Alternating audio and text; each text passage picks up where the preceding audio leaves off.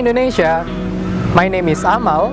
I am a student representative of Universitas Airlangga on pemilihan mahasiswa berprestasi nasional 2016. In the next 5 minutes, I will explain my idea about solving global antibiotic resistant issue using such kind of zombie bacteria called bdellovibrio bacteriovorus.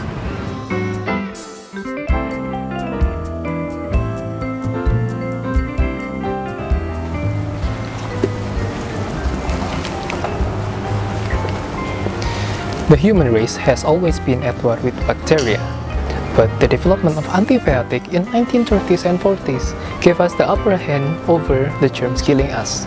But now, some bacteria no longer respond to the drugs designed to kill them. For doctors and for those who have experienced the anxiety of serious infectious disease, there is a little need to prove the importance of tackling antibiotic resistance. However, for the majority of people, including in leading policy and business circles around the globe, the threat of drug resistance might seem an abstract risk, if it is known at all.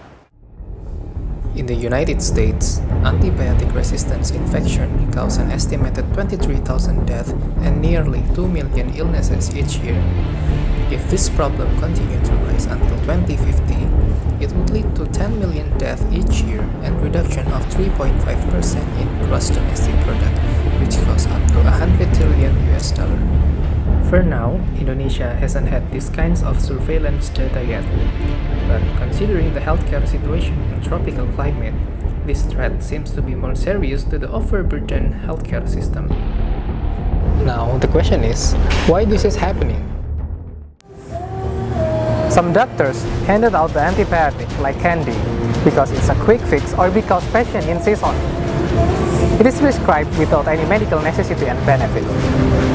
Every time you take an antibiotic, even with proper indication, the bacteria inside your body are at greater risk of resisting that antibiotic over a year.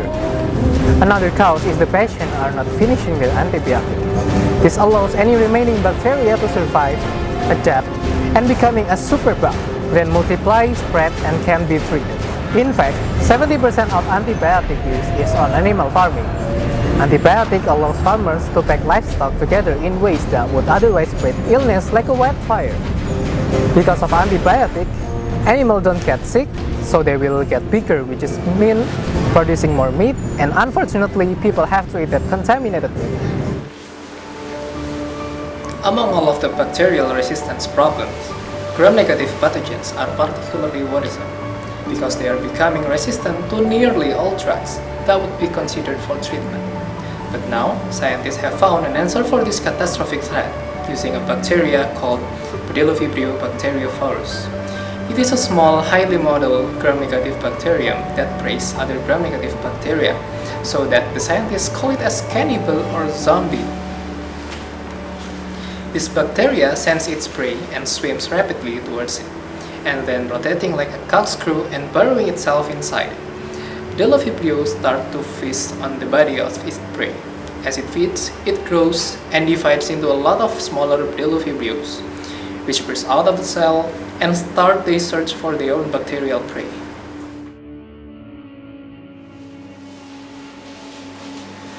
Bdellovibrio also shows a broad range of prey, including many of the multi-drug resistant bacteria associated with human infection.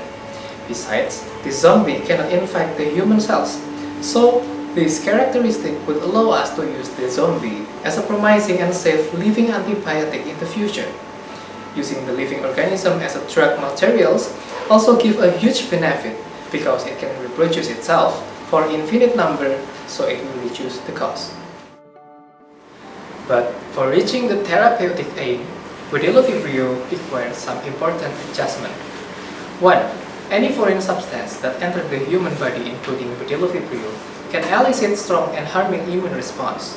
So I have modified the cell wall by adding a substance called K1, which has helped them to avoid detection by the immune system. And 2. To prevent chance of unwanted response and proliferation after killing the pathogens, I engineered a genetic self-destruct system, whereby when injured, the bacteria will express such kind of degrading toxin which kill itself.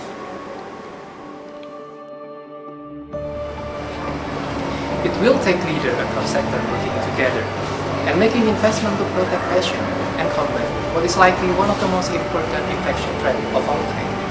If we can realize this innovation, it is not impossible for Indonesia to become a leader in solving this global issue. No action today, no cure tomorrow.